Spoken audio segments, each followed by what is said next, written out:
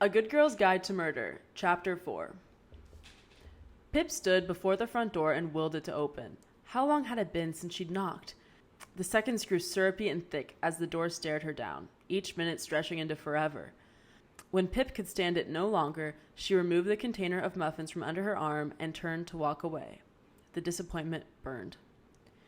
Only a few steps down the path, she heard the sound of scraping and clicking and turned back to see Ravi Singh in the doorway, his hair ruffled and his face drawn tight in confusion.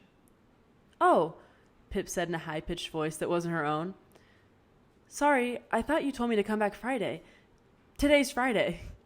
Yeah, I did," Ravi said, scratching the back of his head, with his eyes somewhere around Pip's ankles.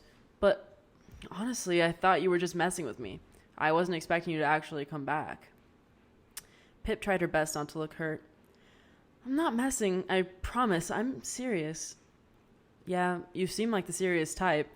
The back of his head must have been exceptionally itchy, or maybe Ravi Singh's itchy head was the equivalent of Pip's over-explaining. "I'm irrationally serious," Pip smiled, holding the Tupperware out to him. "And I made muffins." "Like bribery muffins?" "That's what the recipe said, yeah." Ravi's mouth twitched. Not quite a smile. Pip only then appreciated how hard his life must be in this town, the specter of his dead brother reflected in his own face. It's no wonder smiling was hard for him. "So, can I come in?" "Fine," he said, after an almost devastating pause, stepping back to let her into the house. Thank you," Pip said quickly, and tripped over the front step in her eagerness. Raising an eyebrow, Ravi shut the door and asked if she'd like a cup of coffee. "Yes, please." Pip stood awkwardly in the hallway, trying to take up as little space as possible. "Black, please."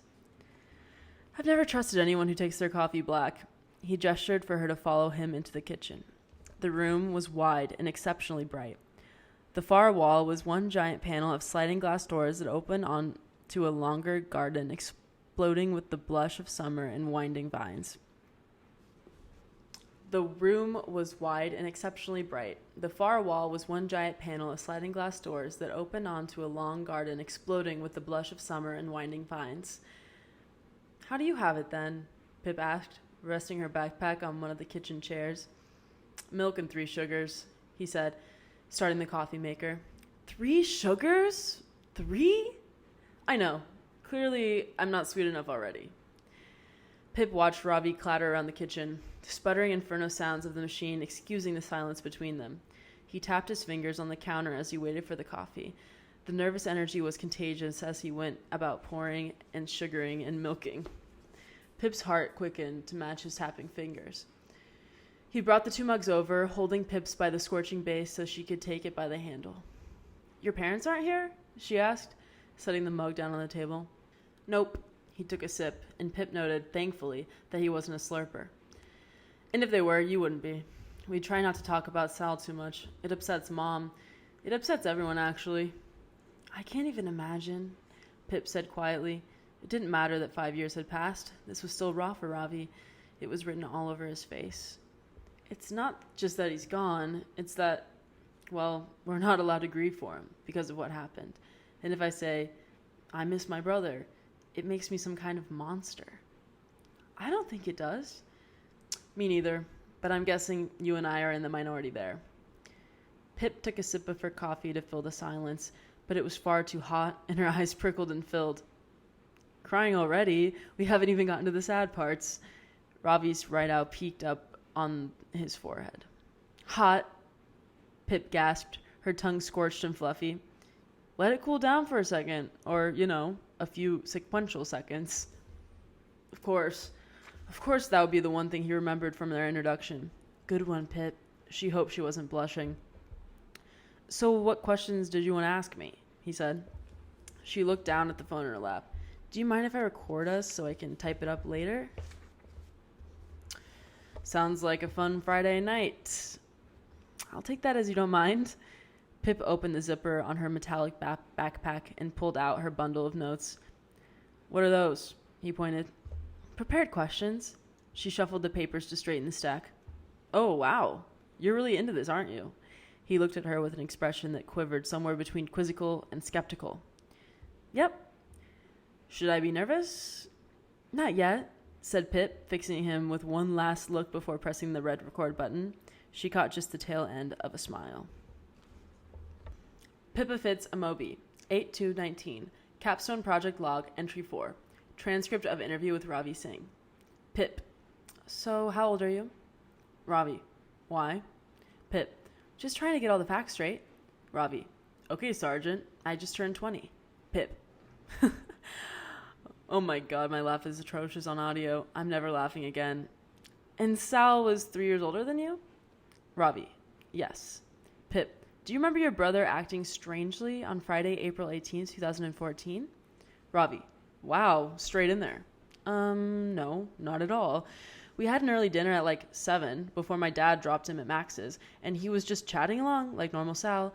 If he was secretly planning a murder, it wasn't at all obvious to us. He was upbeat. I'd say that was a good description. Pip. And what about when he returned from Max's? Ravi. I had already gone up to bed, but the next morning I remember him being in a really good mood. Sal was always a morning person. He got up and made breakfast for us all, and it wasn't until just after that he got a phone call from one of Andy's friends. That's when we found out she was missing. From that point, obviously, he wasn't upbeat anymore. He was worried. Pip. So neither Andy's parents nor the police called him on Friday night? Ravi. Not that I know of. Andy's parents didn't really know Sal. He never met them or been to their house. Andy usually came around here, or they hung out at school and parties. Pip. So how long had they been together? Ravi. Well, after finding out Andy was missing, Sal literally sat by his phone calling her every few minutes. It went to voicemail each time, but he figured if she'd pick up for anyone, it'd be him. Pip. Wait, so Sal was calling Andy's phone? Ravi. Yeah, like 1,000,000 times throughout that weekend and on Monday too. Pip. Doesn't sound like the kind of thing you do if you knew he had murdered the person and they would never pick up. Ravi. Especially if he had her phone hidden somewhere on him or in his room. Pip. An even better point. So what else happened that day? Ravi. My parents told him not to go to Andy's house because the police would be busy searching it. So he just sat at home trying to call her. I asked him if he had any idea where she'd be, and he was stumped. He said something else I've always remembered. He said that everything Andy did was deliberate, and maybe she'd run off on purpose to punish someone. Obviously, by the end of the weekend, he realized that probably wasn't the case. Pip. Who would Andy be wanting to punish? Him? Ravi. I don't know. I didn't push it. I didn't know her well. She only came around a handful of times. I mean, I presumed the someone Sal was talking about was Andy's dad. Pip. Jason Bell? Why? Ravi. I just overheard some stuff when she was here. I figured she didn't have the best relationship with her dad. I can't remember anything specifically. Pip. So when did the police contact Sal? Ravi. It was that Saturday afternoon. They called him and asked if they could come over for a chat. They arrived at like 3 or 4-ish. Me and my parents came into the kitchen to give them a bit of space, so we didn't really hear any of it. Ravi. A bit. He was a little freaked out that they recorded it and stuff. Pip. The police recorded it? Is that normal? Ravi. I don't know. You're the sergeant. They said it was routine and just asked him questions about where he was that night, who he was with, and about his and Andy's relationship. Pip. And what was their relationship like? Ravi. I'm his brother. I didn't see all that much of it, but yeah, Sal liked her a lot. I mean, he seemed pretty pleased he was with the prettiest, most popular girl in the grade. Andy always seemed to bring drama, though. Pip. What kind of drama? Ravi. I don't know. I think she was just one of those people that thrives on it. Pip. Did your parents like her? Ravi. Yeah, my parents were cool with her. She never gave them a reason not to be. Pip. And so what else happened after the police interviewed him? Ravi. His friends came by in that evening, to check if he was okay. Pip. And is that when he asked his friends to lie to the police and give him an alibi? Ravi. I guess so. Pip. Why do you think he did that? Ravi. I mean, I don't know. Maybe he was panicked after the police interview. Maybe he was scared he would be a suspect, so he tried to cover himself. I don't know. Pip. Presuming Sal's innocence, do you have any idea where he could have been between leaving Max's at 10:30 and getting home at 12:50? Ravi. No, because he told us that he started walking home from Max's at like 12:15. I guess maybe he was alone somewhere, so he knew that if he told the truth, he'd have no alibi. It looks bad, doesn't it? Pip. It doesn't look great, but it's not absolute proof he had anything to do with Andy's death. What happened on the Sunday? Ravi. On the Sunday afternoon, me, Sal, and his friends volunteered to help put up some missing posters, hand them out to people in town. On the Monday, I didn't see much of him at school, but it must have been pretty hard for him because all anyone was talking about was Andy's disappearance. Pip. I'm sure. Ravi. Police were there too. I saw them looking through Andy's locker. Yeah. So that night was a little off. He was quiet and he was worried. That's what you'd expect. His girlfriend was missing. And the next day, Pip. You don't have to talk about the next day if you don't want to. Ravi. Small pause. It's okay. We walked into school together and I went off to registration, leaving Sal behind in the parking lot. He wanted to sit outside for a minute. That was the last time I ever saw him. And all I said was, see you later. I knew the police were at school. Rumor was they were talking to Sal's friend. And it wasn't until like 2-ish that I saw my mom had been trying to call me. So I went home and my parents told me that the police really needed to speak to Sal and had I seen him. I think officers had been searching his bedroom. I tried calling Sal too, but it just rang out. My dad showed me this text he got the last time they'd heard from Sal. Pip. Do you remember what it said? Ravi. Yeah, it said, it was me. I did it. I'm so sorry. And it was later that evening when the police came back. My parents went to answer the door, and I stayed in here listening. When they said they'd found a body in the woods, I was so sure for a second that it was Andy they were talking about. Pip. And I don't want to be insensitive, but sleeping pills? Ravi. Yeah, they were my dad's. He was taking phenobarbital for his insomnia. He blamed himself afterwards. Doesn't take anything anymore. He just doesn't sleep much. Pip. And had you ever before thought that Sal could be suicidal? Ravi. Never. Not once. Sal was literally the happiest person there was. He was always laughing and messing around. It's cheesy, but he was the kind of person that lit up a room when he walked into it. He was the best at everything he did. He was my parents' golden child, their straight-A student. Now they're left with just me. Pip. And, sorry, but the biggest question then, do you think Sal killed Andy? Ravi. No, I don't. I can't think that. It just doesn't make sense to me. Sal was one of the nicest people on the planet, you know? He never lost his temper ever, no matter how much I ragged on him. He was never one of those boys that got into fights. He was the greatest big brother anyone could ever have, and he always came to my rescue when I needed it. He was the best person I ever knew, so I have to say no. But then, I don't know. The police seem so sure. And the evidence, yeah, I know it looks bad for Sal, but I can't believe he had it in him. Pip. I understand. I think those are all the questions I need to ask for now. Ravi sits back and lets out a long sigh.